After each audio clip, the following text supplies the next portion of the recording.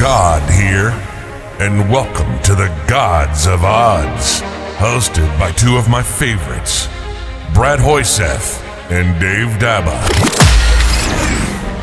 Welcome to the Gods of Odds. It is week number 1 of your National Football League season. That is Brad Hoyseth over there in beautiful Southern California. I'm Dave DeBaugh up in Northern California, and I know that we are both absolutely fired up about the start of this here National Football League season. In the interest, Brad, of full disclosure, we are recording today I believe, as I look at the clock in the beautiful home office, we are just literally 6 hours away from the start of your National Football League season. Mr. Hoyseth, so good to be back on season number 2 of Gods of Odds. How are you doing, my friend? I'm doing great, man. I mean, best day, next to your like fantasy football draft, this is probably one of the great days of your year. And I know a lot of people feel the same way about the beginning of college football and stuff like that. But unlike you, I'm not a big basketball fan. I don't care to watch that nonsense. Baseball is, my Twins were out of it after day one. They started counting the magic number the other way, And so I'm happy about it. I'm thrilled.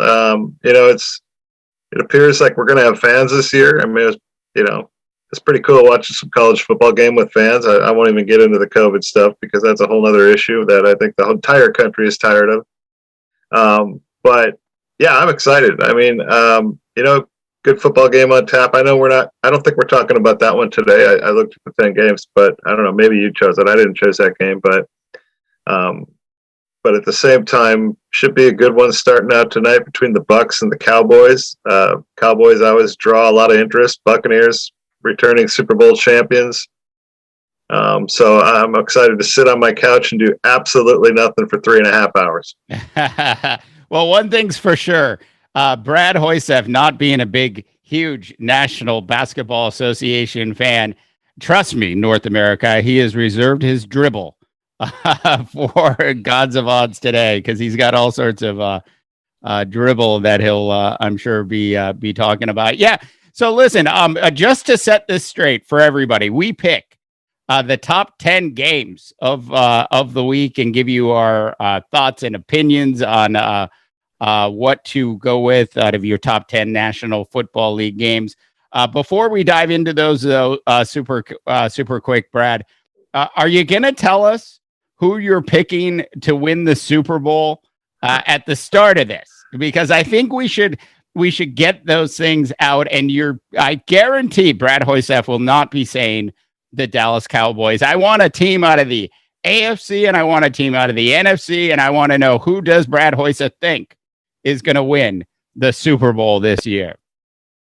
Well, you're right. I'm not going to pick the Dallas Cowboys. Somebody made that mistake last year, and it didn't go so well. Didn't go well at all. However, you talked about setting the record straight. I think I won last year, right? Not by a lot. By a lot. It was like 1.5 points, I think. Yeah. By the way, let's set that record straight. Now, on to the Super Bowl picks. You kind of caught me out of the blue by that. I really like the Buffalo Bills a lot. I think it's a really good football team. I think they're well coached. They're young. They're exciting to watch. I think if they stay healthy, they're going to be very challenging to beat. The Chiefs, obviously, are still got to be considered one of the favorites in the AFC. Unlike a lot of people, I'm not a big believer in the Pittsburgh Steelers going anywhere.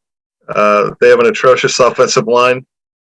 Everybody's excited about Najee Harris, but we think about the Steelers and we think about the glory days when they had the big offensive line and everything was working in the running game. I don't think you just change the running back and that gets any better. I still think they're going to have a hard time running the football. Tennessee, obviously, the AFC is offensively. I mean, I look at Tennessee and they've got I think there's like 5 freaks in the league, and I'm talking athletic freaks. I think Tennessee's got 3 of them. Yeah. You know, when you look at Derrick Henry and A.J. Brown and now Julio Jones, and Jones is a little bit on the tail end of that freak status, but, you know, the only other guys I can think of in the league are probably like Tyreek Hill and DK Metcalf when it comes to freakish athletes. And so Ryan Tannehill's got a slew of guys offensively. The problem is that they had the worst third down defense in the league last year. Did they improve that kind of thing enough to become a factor when it comes to playoff time? And, you know, we're assuming that these teams are going to stay healthy, and we all know that's not going to happen either. So I know that was a long-winded way of getting to my AFC champion. You know, but I've kind of thrown out a few names. Are you really going to make me make a pick? I mean, you got to make the pick, and we're doing it before we get into any, and I'll do the same. Mine will not be, I guarantee, North America as long-winded as Brad Hoyseth. But right. Well, last year I got the AFC team correct when I said the Chiefs. I thought they would win it all. They didn't. I'm going to go safe. I'm going to take the Chiefs there, still as the favorite. They've improved the offensive line, which I think we saw in the Super Bowl needed to be addressed. Defensively, they're an okay team. They're not a team predicated on defense. They're going to try to outscore people. They've got the tools to outscore people. NFC, I think that one's up for grabs. I mean, you know, the Saints, I think, have clearly taken a step backwards. You know, Jameis Winston, I don't think is a guy that can be trusted in a big game situation, but I do believe Jameis Winston is a guy that the team likes. And so I think offensively you might see some improvement there, but that's a team that's getting somewhat long in the tooth. And then, you know, I think the Rams have got a really good shot this year. Clearly a huge upgrade at quarterback. Bob knows how I feel about Jared Goff, and they're bringing in Bradford, who I think is a good quarterback. I think he showed some inconsistencies in Detroit. It's hard to tell whether or not that was a personnel issue there or not. But the Rams, I think, will be a challenge. I'm not a believer that the Arizona Cardinals are quite there yet. I think they're talented, but I think they're still, you know, I'm not sure Kyler Murray is a guy that throws the ball well enough and consistently enough to win a game in the playoffs. The Bears, I think, made some big strides last year. Have they made enough on offense? Does Justin Fields get in the game? Does he play enough to prove his value? But the team I believe is going to the Super Bowl, I think, is going to be the San Francisco 49ers. All right. So just to recap, Hoyseth has taken, he talked big things about Josh Allen and Buffalo Bills. And, you know, he's talking up the Bills. He always talks down the Steelers, just like last year. And then still goes with Kansas City out of the AFC.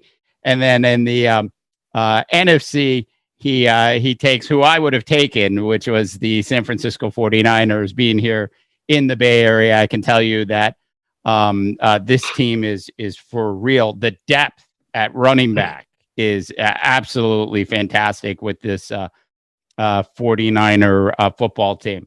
On a personal note, I have tried, Brad, to get off of the Kansas City Chiefs out of the AFC. I am trying. I've tried to go down the Buffalo Bills hole. I even took Josh Allen as my fantasy football quarterback this year. But when you actually look at it, what has Josh Allen really done? He's had one good year, one absolutely fantastic year in the NFL, and that's it. So we need more out of Josh Allen, and it's the Buffalo Bills. I'm just really struggling.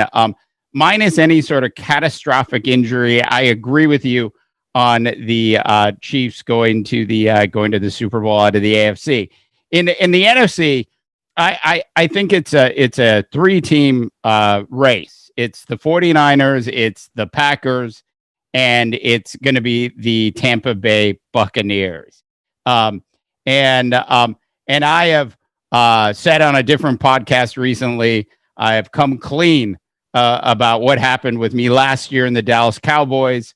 I'm not falling for the Cowboys. I'm not falling for they look great on paper anymore, Jerry Jones. I'm done. Absolutely done with that.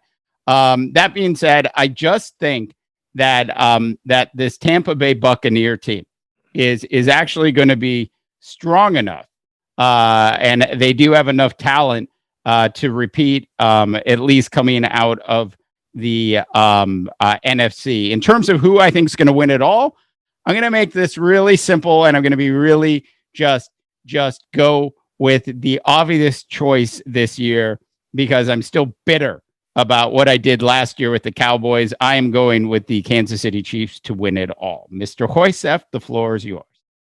Wow. What floor? What do I got to make? Do I got to make a prediction who's going to win it all? You got to publicly say who you think's going to win. I think the 49ers are the team to beat, and I didn't even talk about the Buccaneers. Obviously, they got to be one of the favorites. I just think it's difficult in this league to repeat back-to-back seasons. And you talked about the Green Bay Packers a little bit. A lot of turmoil during the offseason there. I don't know how that all shakes out. I think they got a really easy division that they'll win going away, but.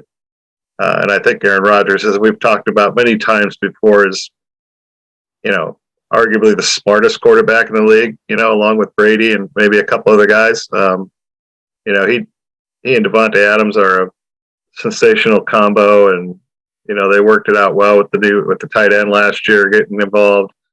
But, I'm going to go with the 49ers. I think that was a team that was besieged. You like that word, besieged?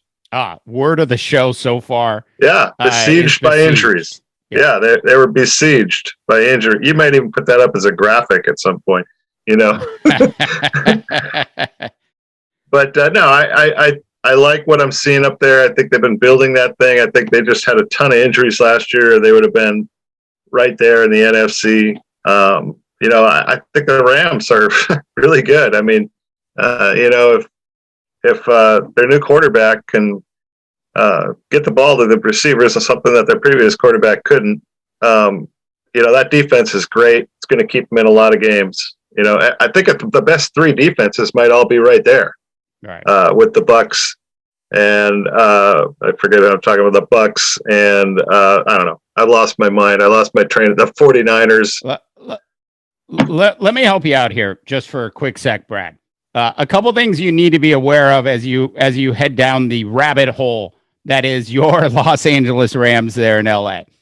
First of all, Matthew Stafford against winning teams in his career in the National Football League. I don't have this number exactly right, but he's something like 8 wins against 60 plus losses against winning teams.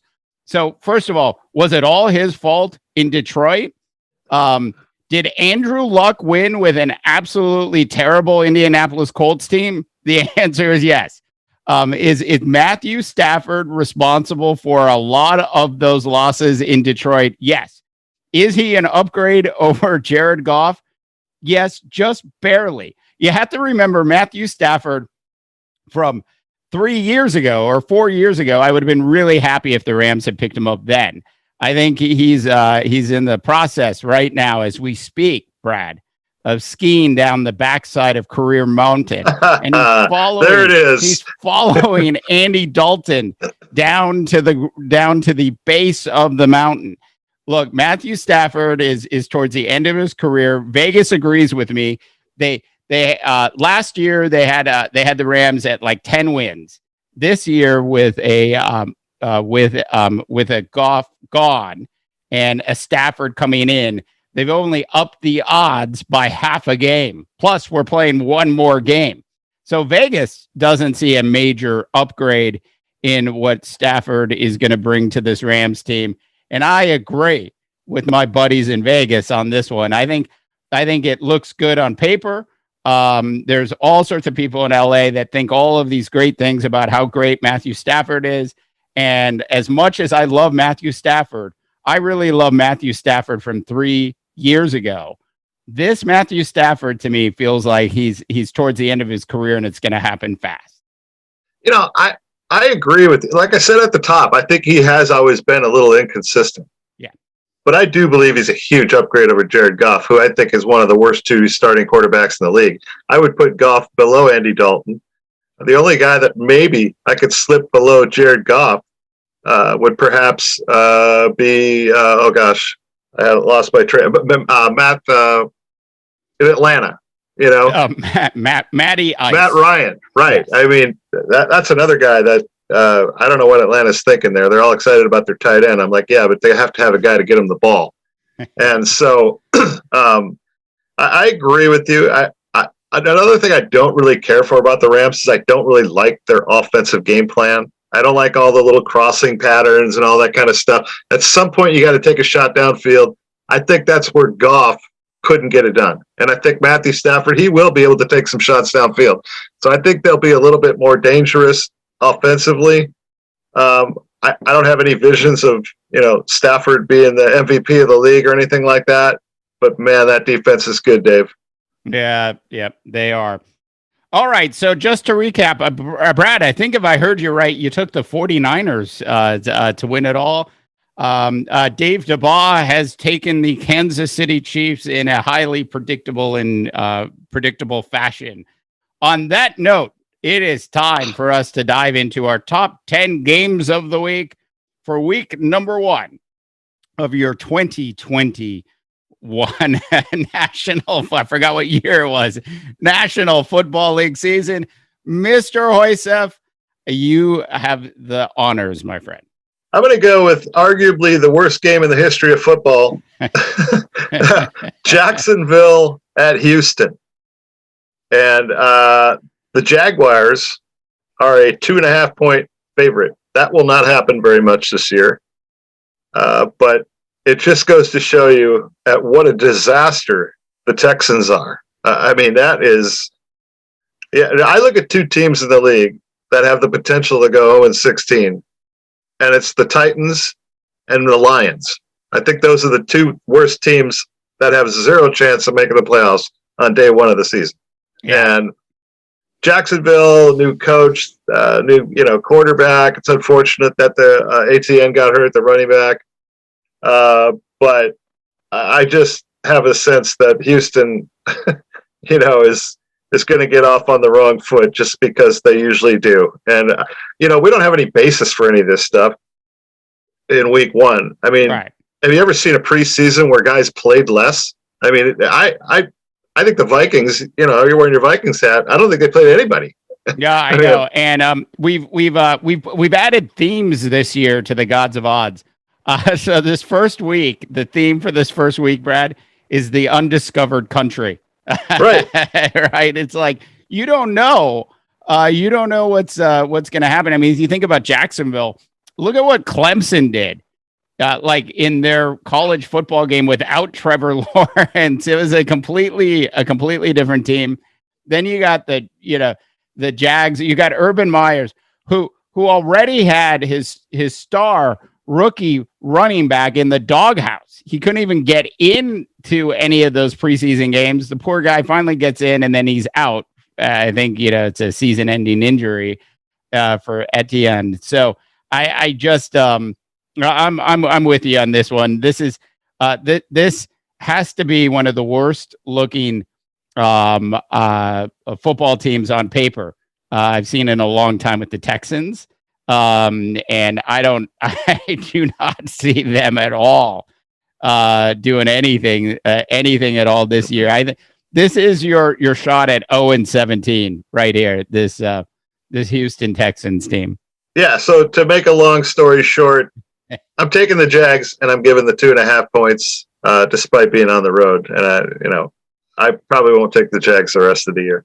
I have no reason to disagree with Brad at all on that. It's interesting how this all works out, because it's sort of staying on tune with that. We've got the whole Deshaun Watson controversy. So our next game up is the Miami Dolphins at the New England Patriots. Now, if you're new to Gods of Odds, you will know that I am a believer in good coaching. I believe in coaching. I believe Bill Belichick took last year off. Basically, he lost. He had like 10 players out that decided to opt out for the season. They actually spent money for the first time in his 20 plus years in New England in free agency. Bill Belichick wants to win. He will send a message against the Miami Dolphins and Tua, who have begun the process, Brad, of self-implosion anyways, because they decided, it was a good idea to get into the running of picking up, which arguably is a better quarterback in Deshaun Watson, minus the major issue of that he's now up to 22 allegations against Deshaun Watson. It's not one, which would have been bad enough. It's not two, which would have been terrible. It's 22.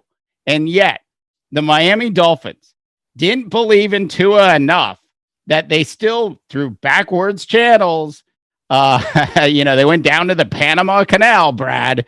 They went around to try to figure out how to get Deshaun Watson on this team and have completely upset what looked like a really good potential season for this Miami Dolphins team. I do not see the Dolphins winning this game, and I'll give up the points and take the Patriots. Yeah, I don't know. Miami's one of those teams that always seems to give New England some problems. Even when Miami was really, really bad, they would go up and win that lone game against the Patriots, and that usually was later in the year with snow and elements and all that kind of stuff. I think Miami's a better football team than they were 2-3 years ago. They had a nice run last year. I mean, at the beginning of the year, weren't they like 6-0 or 7-0, and then they kind of came back down to earth. It's a big season for Tua and company. This is that year. You either do it or we go elsewhere. We find Deshaun Watson or, whatever it is. So I'm actually going to take a little bit of an upset here, and I'm going to take the Dolphins going on the road. I'm not a believer that all is well in New England. They got a rookie quarterback, and Miami's got a really good defense. And, he may have done some nice things in the 3 preseason games against a bunch of nobodies, but you got to walk before you can run, Dave. How's that? You got to walk before you can run. I say Mac Jones takes a few lumps at the beginning of the year, starting with lump number 1 this weekend. All right. Take the Dolphins. So one last thing about the Dolphins, and I do want to say this publicly. Look, I'm a big fan of this Dolphin team. I actually think this is Brian Flores has done a hell of a job, an absolute hell. Just think about where this team was, Brad, when Adam Gase was destroying it. And look at what Adam Gase did. Adam Gase is like a wildfire, like a California wildfire. That guy. I had a wildfire like a mile away from my house. We could see it last week. You're still talking about Adam Gase around. You're still talking about Adam Gase. I sent out a note on Nextdoor. I said, "Has anybody seen Adam Gase? Did he start the fire?" So look, I have to say this Dolphin team is a really good team. The problem is the ownership group and to some extent the coaching staff do not believe in Tua as much as they need to believe in Tua, and that's why I'm really concerned. I love Tua. I want to see Tua succeed.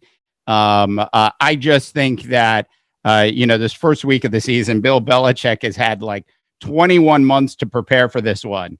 And I've got to believe that the Patriots are going to take this one and bring it home. All right, Mr. Hoysef, let's move on to your next game, my friend. One more final thought on that game. Yeah. I don't know what the over-under is, but I think it's going to be a low-scoring affair. Miami's not a very good red zone team last year, which is exactly why I took their kicker on my fantasy football team. And New England's got a rookie quarterback, so I think whoever plays well inside the 20s is probably going to win that thing. All right, on to my next game. Dave's Kansas City Chiefs are at home against the Cleveland Browns. That is a 5.5-point line. Chiefs are favored. I'm not going to go into too much depth with this. Chiefs were in the Super Bowl last year. The Browns had a nice year. They did some nice things. But I think the Chiefs are one of those teams, much like you said with New England, they've had X amount of months to prepare for this thing. They got a lot of angst. They want to get out on the right foot after losing the Super Bowl and not looking very good. I'm going to take the Chiefs. I'm going to give the 5.5. Okay. So completely agree. I don't think there's really too much to talk about here. The people in Cleveland are not going to be happy with us, Brad, because we are completely pushing Cleveland back to where they were pre Baker Mayfield, pre Kevin Stefanski. I think it's important to note with this Cleveland team. What I suspect will happen is Cleveland will hang in there for a quarter or two, and then it will just turn into an absolute blowout. So I think this is one of those games where it's absolutely easy to see Kansas City running away with this one.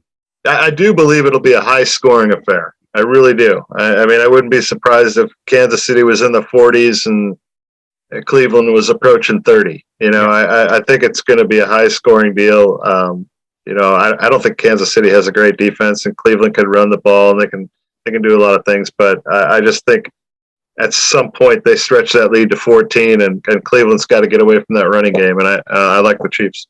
Hey, Brad, what would you say if you were like watching national television and you're watching a national television sports show and a legitimate, a totally legitimate member of the sports media gets up and gives his top 4 teams that are going to be, in the AFC and NFC championship game. And his AFC championship matchup is the Kansas City Chiefs against the Cleveland Browns. Would you lose respect for that member of the media? I'm just asking. Yeah, I don't know. I mean, I think the AFC is a little bit simpler, tying of the knots, so to speak, than it is in the NFC, which I think there's a lot more talent there. I think Kansas City's an easy choice, so you just got to have somebody to pair them up with. But I mean, Cleveland, they're a good football team, and I think Stefanski did a really nice job. I mean, you talked about it a lot last year, and so I don't think it's that huge of a stretch. No. Okay, so in the old days, like pre Kevin Stefanski, I would have said that person is crazy. But I say this often. I'll say it again. Good coaching matters.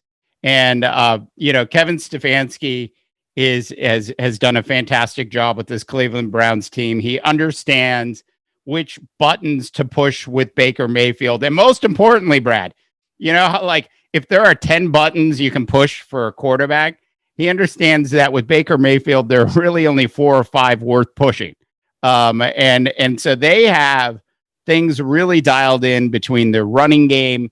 They've got a strong offensive line in Cleveland. We know who they have on the outside, and they have control over Baker Mayfield, which is why I believe this Cleveland Browns team is going to be pretty good this year. All right. So moving on, super quick. One of my favorite teams this year. It's like an early season surprise, North America. You got the Eagles heading into Atlanta. You've got to give up 3.5 if you want to go with Matty Ice and Brad's most hated team in the NFL this year. Maybe his most hated quarterback in the history of quarterbacks. And Matt. No. There's probably other ones. And Matty Ice. Look, this Atlanta team is going to be the surprise. They are they get the banner. They get the ribbon for my surprise National Football League team of the year coming out of the NFC. The team that's going to shock everybody out of the NFC this year is the Atlanta Falcons. This is an easy pick for me. Still no word out yet if Jalen Hurts is going to have a stomach flu and not be able to play like he did in the preseason game earlier in the year. What the hell was that, Brad? That being said, I'm going with the Atlanta Falcons. This is an easy one for me. Yeah, this is, I think, something that's going to be a trend throughout the course of the year, that we're going to disagree on this team, the Falcons. I think they're terrible. I think they're one of the worst 5 teams in the league. I think Matt Ryan was, a cooked bird 6 years ago. He drops back. The guy drops back in the pocket, and as soon as he sees a rush, he just falls down. They're one of the worst red zone teams in the league, because all you got to do is blitz him, and he falls down, and suddenly then they're now out of the field goal range. I made a living last year on having Younghoe Koo as my kicker because Matt Ryan was so terrible. Did you send him a holiday card? Oh, gosh, I wanted to. I mean, I ended up winning my league by 2 points on the final day, and I think it was Younghoe Koo that might have won it for me. I mean, thank you for keeping Matt Ryan around.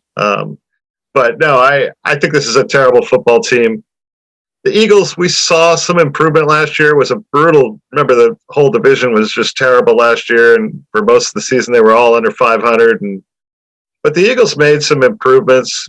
I think one of the things they did at the end of the year was getting Jalen Hurts in the game, who offers them a little bit more offensively, especially given that they don't have a very good offensive line. I think it's a terrible football game. I'm taking the Eagles. You probably won't see me take the Falcons all season long. I've got to know, where do the Eagles fall in your top 5 worst teams in the National Football League this year? Are they the 5th worst team? Yeah, they're in a group. Yeah. Can we just call it a group? They're in a group. They're on the bubble. Let's just say they're either in the worst 5 or just outside that 5. But they're there. They're in the mix. Can I use any more? Can I use any more cliches on that? By the way, yeah, I think you're cliched out on that. Look, I don't have too much else to say here. Just that it's so hard for me because the Texans are, I feel bad for Tyrod Taylor. I feel, after what happened in Los Angeles last year, and then he goes to the Texans. The best player on that team is suspended from the National Football League on top of it. And then you've got the issues with the quarterback and all that stuff. But man, has this Philadelphia Eagle team gone from first to worst any quicker? I mean, it is an absolute disaster with this Eagles team. And I think that this might be the worst team in the National Football League this year. And Matty Ice still can throw a fantastic screen pass. Nobody throws a good screen pass like Matty Ice does. And hopefully the Falcons will do the right thing and pick up Latavius Murray, as he was a casualty of the New Orleans Saints salary cap yesterday. Sidebar question for you, Dave. Is Tyrod Taylor in a worse situation in Houston with nothing around him, or where he came from, where the trainer punctured his lung when he came off the field? I mean, talk about a guy that's had some bad cards dealt to him. I think the only difference is his own team did it to him. I think and at the end of the day, I wish no injury on anybody. He's going to be running for his life out there. And I just hope, not necessarily this week, but he will be running for his life in most other weeks. So I hope that he stays upright and healthy. But yeah, it's not a good situation. Yeah, I just kind of wondered, did the trainer ever get fired there? I mean, you shouldn't be puncturing your quarterback's lung when he comes off the field. Anyways, I'm going to the next one. Baltimore is at the Raiders, and the Ravens of Baltimore are a 4.5-point favorite. A lot of criticism right now in Las Vegas. Some people want to blame it on the coach, others want to blame it on Mike Mayock, GM. But they look like a long shot to be a good football team this year. And I think the Ravens still think they've got a couple years left to make a run. Going into Las Vegas, team that notoriously falls flat when you least expect it. I'm going to go with the Ravens and give up the 4.5. Okay. I will take the 4.5 and go with the Raiders in this one. I still believe the Ravens are going to win the game. But I just think that Gruden's usually really good at the start of the season. Let's not talk about John Gruden in December, because in December he's working on how to move money to the Cayman Islands. That appears to be what he's working on when he hits the month of December as a head coach in the National Football League. Look, I think Mike Mayock is doing everything he can possibly do. I like what the Raiders have done with their draft picks this season and last season, for that matter. I think Gruden's usually pretty good at bringing teams into the starting gate. I see them, hanging in there. So I'll take your 4.5 and go with the Raiders in this one. Yeah, I think the game is really about tempo. The Raider defense last year was awful. I mean, they couldn't stop anybody. And so if Baltimore can get the running game going and get up on them, it makes it very challenging for the Raiders to keep pace. And Derek Carr and some of the weapons there with Waller and Henry Ruggs and those guys, Josh Jacobs, they scored a lot of points last year. They just couldn't keep the other team off the board. So I'm going to have to see some upgrades on defense out of the Raiders before I start picking them in any games. All right. Quickly moving on. I've got Zach Wilson versus Sam Darnold in the next game. It's the swapping of the quarterback. As Sam Darnold is going to debut with the Carolina Panthers. Panthers are favored by 5 in this game. Look, I a lot of hype on this Zach Wilson kid out of BYU.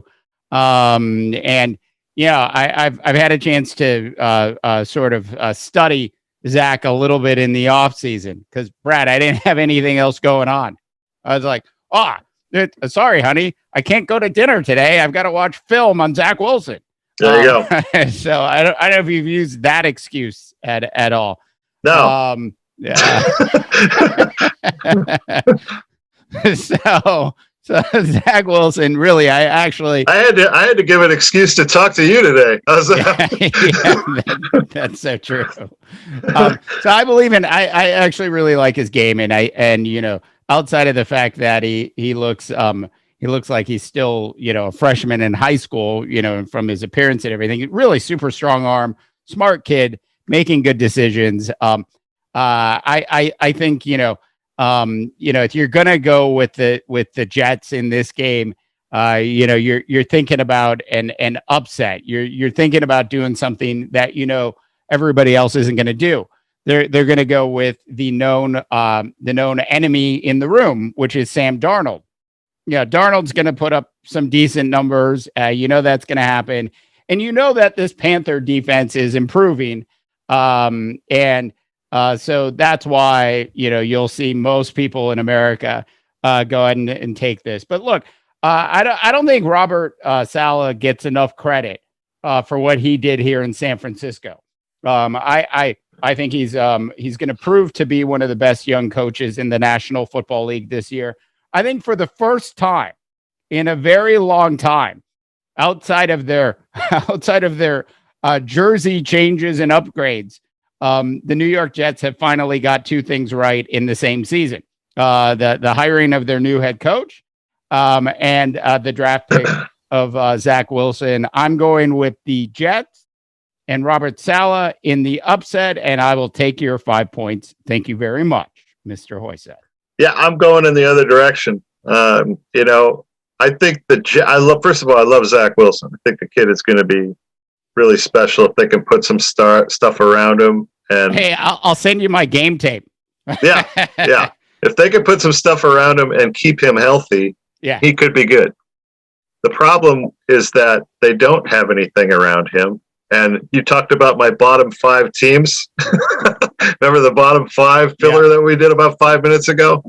I think if you take Zach Wilson off that roster, that's a bottom 5 football team. And he's a rookie quarterback going on the road. Sam Darnold has got an axe to grind. He's got a more veteran lineup. He's got Christian McCaffrey back. I think it's a tough place to win. I'm going to take the Panthers. I'm going to give up the points. Sam Darnold drops back to pass. He launches the axe, and it's picked off. I think I just don't believe. I believe in Sam Darnold is suffering from what happened in New York, both on and off the field. PTSD is a real thing. Not to make light of it, but man, I'm telling you, Hoysef, I feel bad for Darnold because I'm not sure he's ever going to fully recover. All right, let's move on to the next game. Yeah, you get your Arizona Cardinals at your Tennessee Titans. Tennessee, a 3-point favorite. This is a game I'm not entirely comfortable with, but I'm going to take the Titans. They couldn't be any worse defensively on third down last year. And, I'm not one of these guys that thinks all of a sudden Arizona is going to be in the mix. I think they had a good start last year, and then they really fell apart, kind of like the Dolphins did. Both teams were really good out of the gate. And, but I think the Titans think they're kind of for real. They made a few upgrades on defense. Unfortunately, they needed a few more. But I talked about the freaks earlier. Give me 3 freaks in one lineup. It's like watching an NBA team with 3 great players. I mean, that team usually competes for the world championship. I think the Titans, on opening day at home, giving up 3, I'll take Tennessee. Yeah. Titans over the last couple of years have been a little slow in getting out of the gate.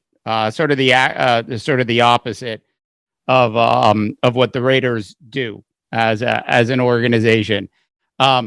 But the Raiders found the gate. You said they got it. Yeah, the Raiders barely even find it at times. Hey, at least they found a city that was willing to build them a beautiful stadium. True enough. Right.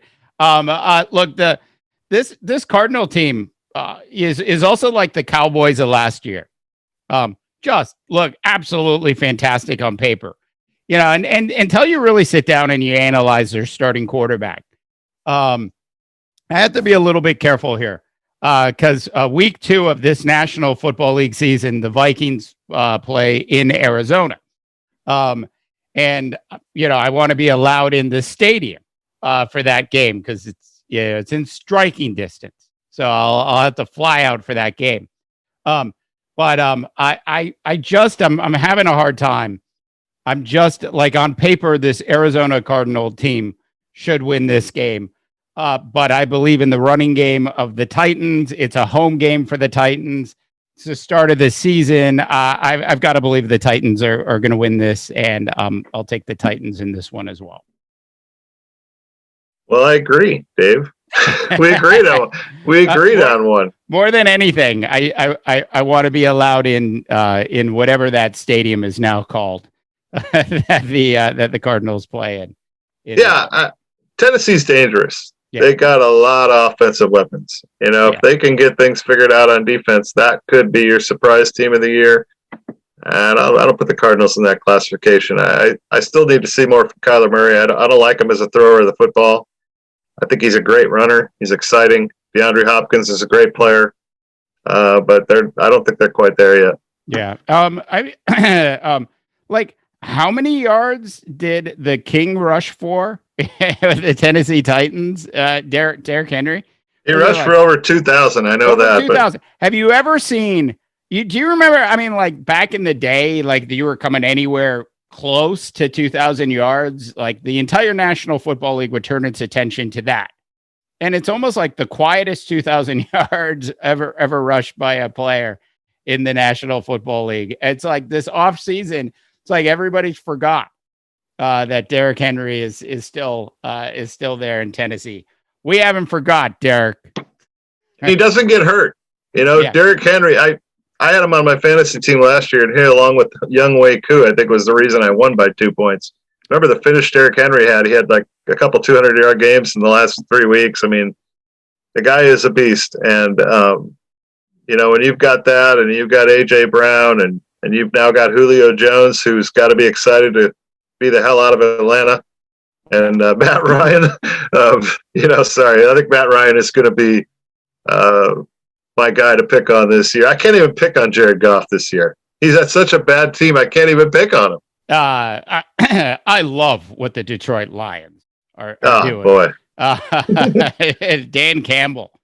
Hey, like something had to change. Dan Campbell said, okay, screw it. Bringing in all these, young coaches and we're going to try something different. Anyways, let's move on quickly. We've got a couple quick games to get through for you.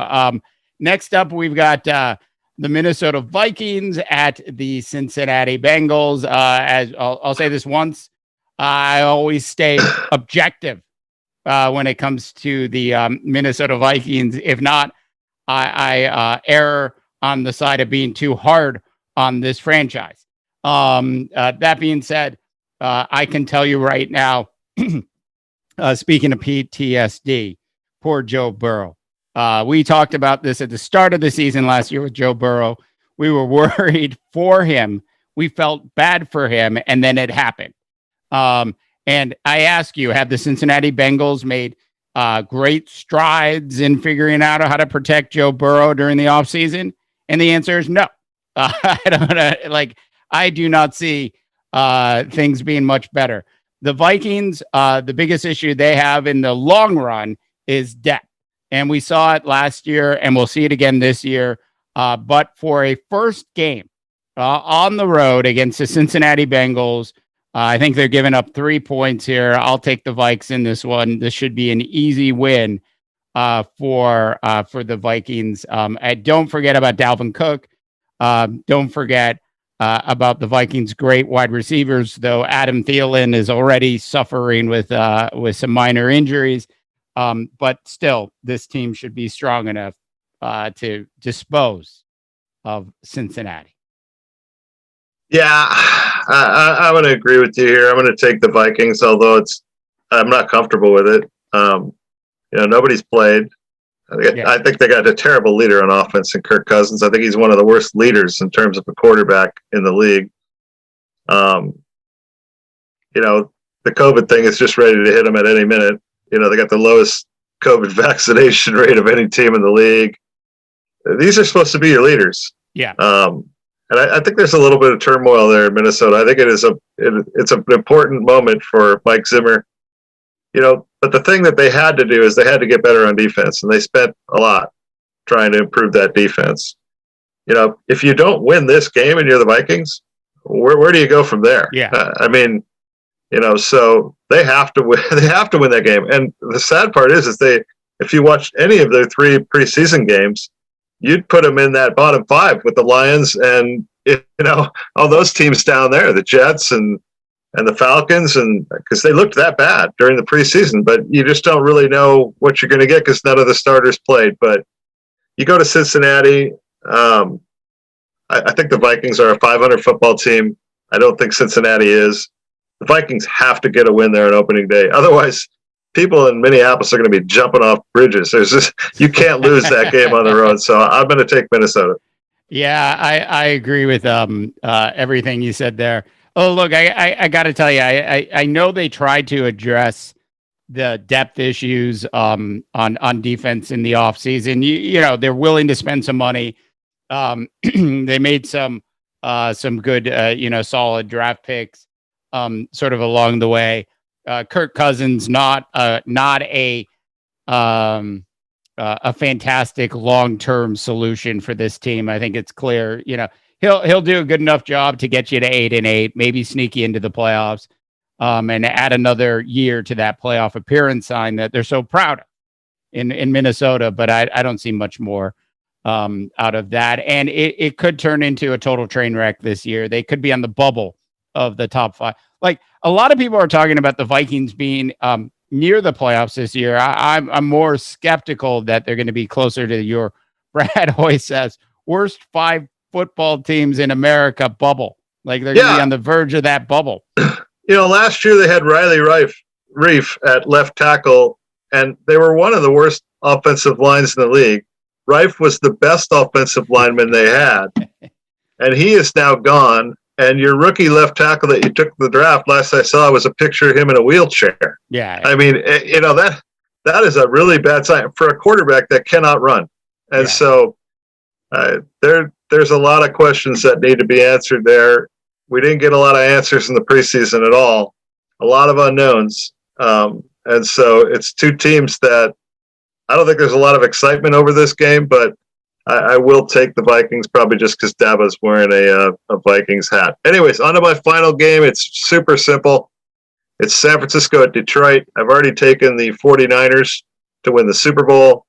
And I've already told you I think Detroit is one of the two worst teams in all of football with one of the two worst quarterbacks in all of football. There is no hope in Detroit. Just turn out the lights, shut down the stadium. The 49ers are coming at you, and they are hungry because they have got something this year. Dandy Don Meredith, kids, look it up. As Mr. Hoisev gets his Dandy Don reference in. Look, this Detroit Lions organization has been such a mess for such a long time. just think about it. Like, how happy would the fans be if they brought Wayne Fontes back? like they'd be so happy. Like, Wayne Fontes would occasionally win 12 games, occasionally win 8 games, occasionally get you into this. Like, he was a 500 coach. They would give anything for the slightly level of being a 500 football team again. This organization had to make a big change. They made sweeping changes, but the issue is that they got rid of like their 4 or 5 best players along the way, and so I think this is one of those true rebuilds that has very little chance of doing anything. I'm sort of on the fence because I think this 49er team could start out a little sluggish at the start of the year before they really get all the pieces together and really figure out how this whole Trey Lance, Jimmy Garoppolo thing is going to work. But Kyle Shanahan's too smart of a coach. 49ers are going to win it. I'll give up the points and I'll agree with you on this one. Quickly, Mr. Hoisev, moving on to our last game of our top 10 National Football League games worth spending some money on for week number 1 of the 2021 season. The Chicago Bears at your Los Angeles Rams. Brad's wearing his Ram blue today, North America. It's absolutely fantastic. I see this game and I can't help but worry that this Rams team is not as good as Brad has built it up to be in his mind. I'm taking a bit of an upset here. I will take the 7 that you're handing me on a platter, and I'm betting not so much on Andy Dalton. I'm betting on the fact that after 10 minutes of watching Andy Dalton as a starting quarterback for the Chicago Bears, Matt Nagy's going to do the right thing and pull the plug and put in the real starter of this Chicago Bears team in Justin Fields, and the Rams defense will not have prepared for Justin Fields. That's what I think is going to happen in this game. By the way, we talk about good coaching. Matt Nagy does not get enough credit for what he's done in Chicago. He's 28-20 as a head coach in the National Football League with the Chicago Bears organization, which is not the New England Patriots, doesn't have the money of the Dallas Cowboys, not the GM and ownership of the San Francisco 49ers. Matt Nagy's done a hell of a job as a coach in the National Football League. I'm taking the upset in this game. I'm not real comfortable with the 7 points. I mean, I think the Bears are a good football team. But I think it's a planned attack starting the Red Rifle down in Los Angeles. I don't think that Nagy wanted to throw his young quarterback to the Wolves. But I think he understands that if he throws Dalton to the Wolves, that next week he can start Justin Fields, which is, I think, exactly what's going to happen. And, for the Rams, they wanted to have a big new celebration opening in their new stadium last year. And it was really just, a handful of fans here and there at the games. This is kind of like the actual true opening of the stadium now. And I think that there's a buzz with Jared Goff gone, you got a new guy coming in. And I think the Rams, as I've said, I think they're one of the best football teams in the NFC. It's a sensational defense. And I think it's going to be a very tough challenge for Andy Dalton to go in there with really, let's face it, the Bears have limited weapons on offense. And so I like their running back. Allen Robinson's a good football player, but this is not a team that shows a lot of imagination on offense. And so I'm going to take the Rams. I'm going to begrudgingly give the 7 points and then just kind of hold my breath the rest of the day on that one. Yeah. All right. I'm getting Brad. We are officially 3 minutes away from being out of time. We're up against it. We right? are exactly up against it. So there you have it, North America. This is week number 1 of your National Football League season. The Gods of Odds have returned for season number 2. As always, Mr. Hoyseth, any final words or thoughts? Some people might call it Brad's words of wisdom. Other people might call it something else. Well, again, I'm going to go back to the thing I said earlier in the show. You got to run before you can walk. DeBaugh, you finished behind me last year in the standings. You got to run. You got to walk before. Wait, did I screw that up? You got to walk before you can run. Okay, DeBaugh, better luck this year. All right. All right. As you can see, a slight change.